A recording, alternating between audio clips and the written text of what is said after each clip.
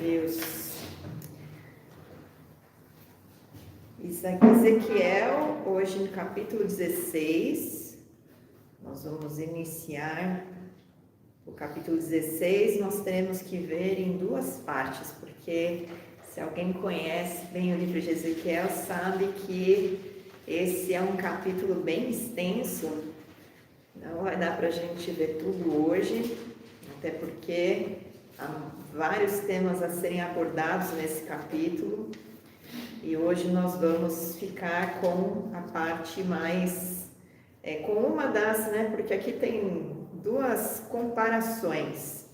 Deus, ele coloca o povo, de Jerusalém, porque aqui é uma denúncia sobre as abominações de Jerusalém cometidas diante do Senhor, mas ele faz ali uma comparação de Jerusalém primeiro com uma criança resgatada e cuidada, e depois ele faz a comparação de Jerusalém com outras irmãs. Nosso texto hoje vai ser lido até o versículo 21. Então diz assim: veio a mim a palavra do Senhor dizendo: Filho do homem, faze conhecer a Jerusalém as suas abominações, e dize: assim diz o Senhor Deus a Jerusalém: a tua origem e o teu nascimento procedem da terra dos cananeus. Teu pai era amorreu e tua mãe heteia. Quando o teu nascimento, no dia em que nasceste, não te foi cortado o umbigo, nem foste lavada com água para te limpar, nem esfregada com sal, nem envolta em faixas. Não se apiedou de ti olho algum, para te fazer alguma destas coisas, compadecido de ti. Antes, foste lançada em pleno campo no dia em que nasceste, porque tiveram nojo de ti. Passando eu por junto de ti, vi-te a revolver-te no teu sangue e te disse: ainda que estás no teu sangue, vive. Sim, ainda que estás no teu sangue, vive. Eu te fiz multiplicar como o renovo do campo. Cresceste e te engrandeceste, e chegaste à grande formosura. Formaram-se os teus seios e te cresceram cabelos, no entanto estavas nua e descoberta. Passando eu por junto de ti, vi-te, e eis que o teu tempo era tempo de amores. Estendi sobre ti as abas do meu manto e cobri a tua nudez. Dei-te juramento e entrei em aliança contigo, diz o Senhor Deus, e passaste a ser minha. Então te lavei com água e te enxuguei do teu sangue e te ungi com óleo. Também te vesti de roupas bordadas e te calcei com couro da melhor qualidade e te cingi de linho fino e te cobri de seda. Também te adornei com enfeites e te pus braceletes nas mãos e colar à roda do teu pescoço. Coloquei-te um pendente no nariz, arricadas nas orelhas e linda coroa na cabeça. Assim foste ornada de ouro e prata. O teu vestido era de linho fino, de seda e de bordados. Nutriste-te de flor de farinha, de mel e azeite. Eras formosa em extremo e chegaste a ser rainha. Correu a tua fama entre as nações por causa da tua formosura, pois era perfeita por causa da minha glória que eu pusera em ti, diz o Senhor Deus. Mas confiaste na tua formosura e te entregaste à lascívia, graças à tua fama, e te ofereceste a todo o que passava para seres dele. Tomaste dos teus vestidos e fizeste lugares altos, adornados de diversas cores, nos quais te prostituíste. Tais coisas nunca se deram e jamais se darão. Tomaste as tuas joias de enfeite que eu te dei, o meu ouro do meu ouro e da minha prata. Fizeste estátuas de homens e te prostituíste com elas. Tomaste os teus vestidos bordados e as cobriste. O meu óleo e o meu perfume puseste diante delas. O meu pão que te dei, a flor da farinha, o óleo, o mel com que eu te sustentava, também puseste diante delas em aroma suave, e assim se fez, diz o Senhor Deus. Demais, tomaste a teus filhos e tuas filhas que me geraste, os sacrificaste a elas para serem consumidos. Acaso é pequena a tua prostituição? Mataste a meus filhos e os entregaste a elas como oferta pelo fogo. Eu vou ler só o versículo 22. Em todas as tuas abominações e nas tuas prostituições, não te lembraste dos dias da tua mocidade, quando estavas nua e descoberta, a revolver-te no teu sangue.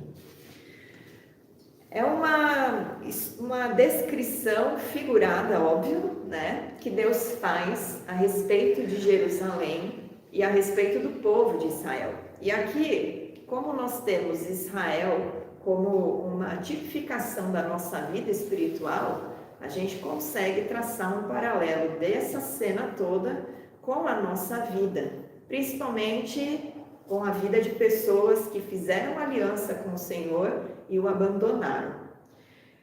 No início, ele já começa trazendo uma representação que já é uma denúncia, porque ele diz assim: a tua origem e o teu nascimento procedem da terra dos cananeus.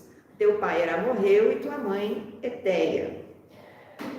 É uma forma, na verdade, de Deus mostrar para Jerusalém como que eles estavam sendo vistos pelo Senhor, porque Abraão e Sara não eram cananeus, né? Eles eram da terra dos caldeus, mas eram um povo idólatra. O que Deus está querendo mostrar para o povo de Israel, para o povo de Jerusalém especificamente, e aí a gente tem que se lembrar que a cidade de Jerusalém, ela é tida nos Salmos como a cidade amada.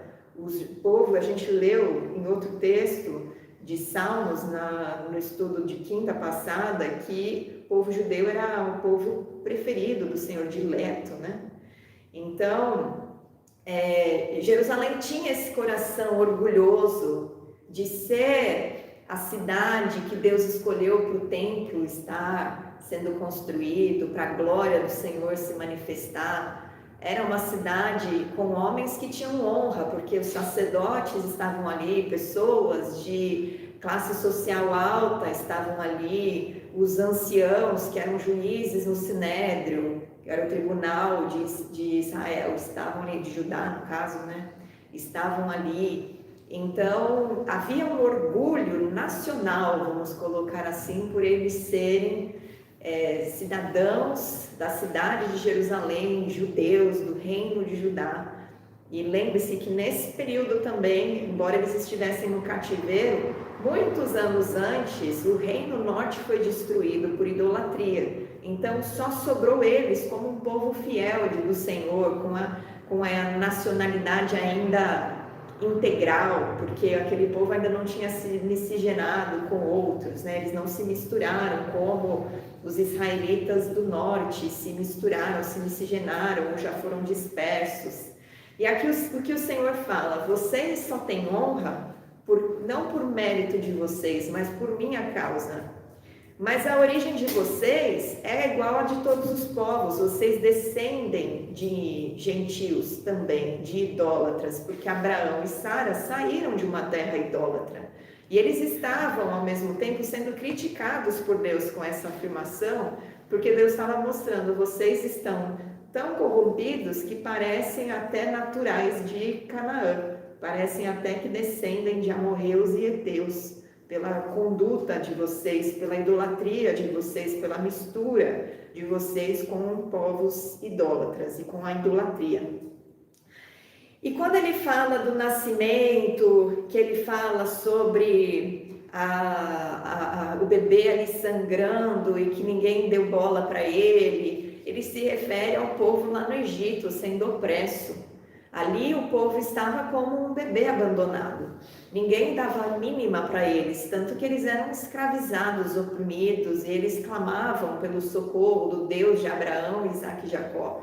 Mas não havia ali uma liga com... Eles sabiam a origem deles, dos patriarcas deles, de como Jacó foi parar naquela terra, mas eles não tinham uma relação com o Deus de Abraão, Isaque e Jacó, mas clamavam a esse Deus, porque sabiam das histórias que eram passadas de geração em geração a respeito de Abraão, de Isaque, de Jacó, de José, que foi governador do Egito e colocou eles naquela terra, protegeu eles de uma fome, e eles se multiplicaram ali. E então o Senhor declara sobre ele, sobre esse povo que estava quase morrendo, que estava no seu sangue, lá no versículo 6, ainda que estás no teu sangue, vive. Então o Senhor gerou vida sobre um povo que estava morrendo. E isso tem associação conosco, porque nós também temos uma origem idólatra, porque antes de conhecer a Jesus e fazer aliança com o Pai pela fé em Jesus Cristo, nós cometíamos idolatria, nós tínhamos uma vida separada do Senhor e nós estávamos à beira da morte também. E o Senhor olhou para nós e declarou: vive, ainda que você esteja nessa situação, vive. E Ele começou a mudar a nossa sorte, nos limpar porque o sangue aqui no caso, ele representa a impureza, ele representa a imundícia, a fonte de impureza espiritual, porque no sangue está a vida, certo? Então, quando o sangue ele é derramado e desperdiçado, ali representa mortandade, né? Então, e o bebê, se você se lembrar das leis de Israel, o bebê, ele nascia, ele só era circuncidado no 8º dia, a mãe e o bebê ficavam reclusos, né? Ela passava por um tempo até poder ser purificada nas águas, no mikvê, imersa ali, receber a purificação espiritual e poder entrar no templo e apresentar o bebê para ser circuncidado. Então, associações aqui espirituais profundas, que a lei traz também, que nos fazem entender por que o Senhor usa essa alegoria ali para representar Jerusalém e como o Senhor a resgatou, a limpou, a purificou, a adornou e depois como ela o traiu. Aí na sequência, ele mostra que ele faz multiplicar como renovo no campo. Então, ele declarou vida, ele olhou para aquele povo. No Egito eles cresceram, no deserto eles também se multiplicaram. Tanto no Egito eles se tornaram um povo populoso, né? Embora não seja tão considerável se comparado com outras nações, mas para um povo que surgiu de 70 pessoas, porque Jacó entrou com 70 pessoas na terra do Egito, é um número considerável, né? O quanto eles se multiplicaram ali. E no deserto, mesmo com as atrapalhadas deles, eles permaneceram se multiplicando e entrou um povo numeroso na terra de Canaã. Depois no 8, vai dizer que, passando eu por junto de ti, vi-te e eis que o teu tempo era tempo de amores, e estendi sobre ti as abas do meu manto e cobri a tua nudez. Aqui não é uma coisa à toa também, né? Porque além do sangue lá, dele estar no sangue, o Senhor inclusive usa o sangue para proteger o povo, né? Só esse parênteses aqui que eu esqueci de comentar, porque foi por meio do sangue nos umbrais e nas vergas que o anjo da morte passou por sobre as casas de Israel e não matou ninguém. Foi o livramento de morte e a libertação daquele povo da escravidão por meio disso. E depois a circuncisão, né? Porque a circuncisão estabelecida por Abraão depois foi feita com o povo antes deles passarem no Jordão, na liderança de Josué. E aí agora a gente vai ler Ruth, só um versículo para entender essa questão do manto. O que significa esse manto por sobre, como um resgate? Ruth capítulo 3, só o versículo 9 que nós vamos ler.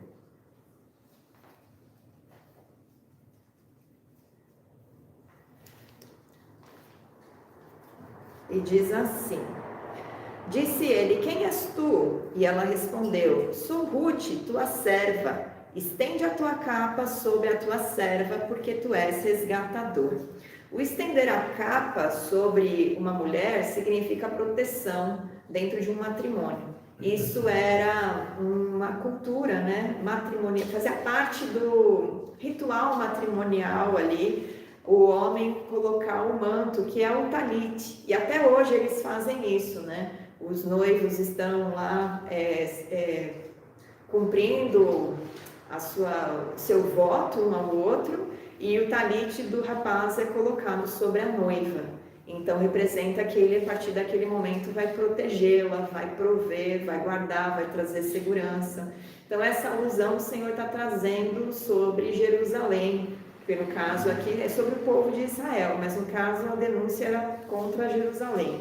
E ele fala: eu vi você quase morrendo, desprezada, nua, e eu te cobri, eu te resgatei, porque você já estava num tempo de florescer, né? Na flor da idade, você já estava madura para esse momento, só que você estava nua espiritualmente, porque ainda não havia uma aliança. Embora o Senhor tivesse já livrado, apresentado as 10 pragas, libertado o povo, colocado o povo para caminhar no deserto, ali ele foi moldando, e ele então fez um juramento. Na sequência fala: cobri a tua nudez, porque aqui tem a revelação espiritual, e o Senhor reveste da sua glória, dei-te juramento e entrei em aliança contigo.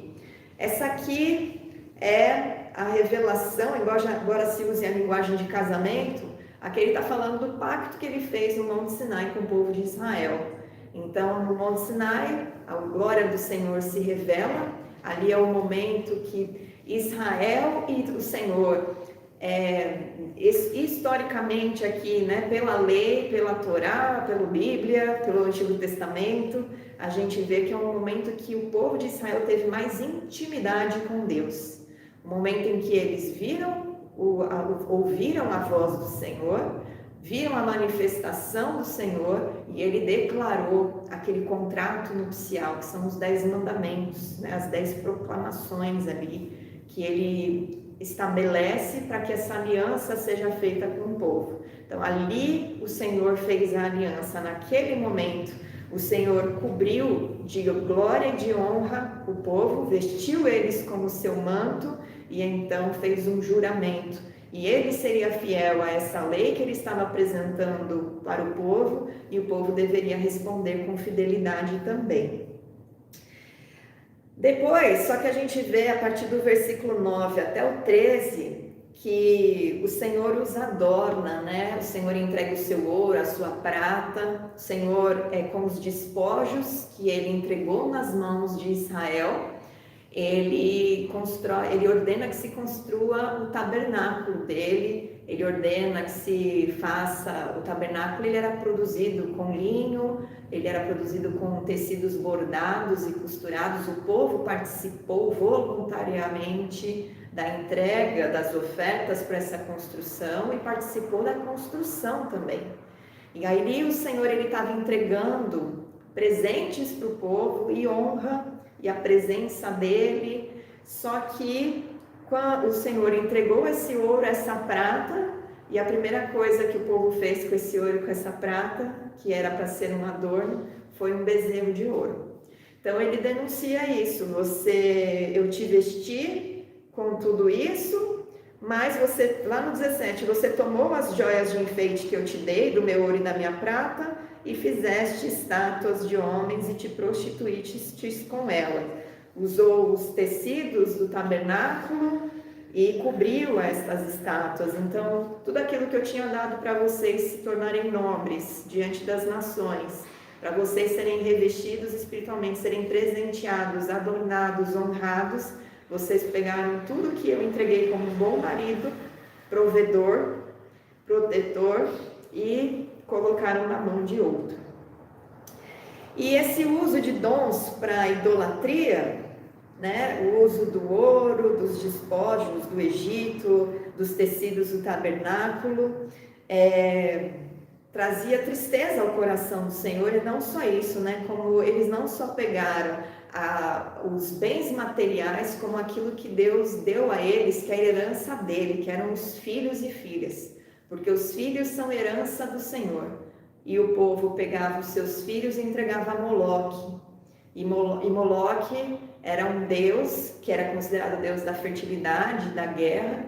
E para ter fertilidade, as nações pagãs, elas entregavam os seus filhos bebês ou crianças de peito colocavam nessa estátua que tinha um fogo abrasador por dentro, né? Era uma fogueira por dentro dele, e essa estátua lançava o bebê para dentro da boca e o bebê era queimado vivo.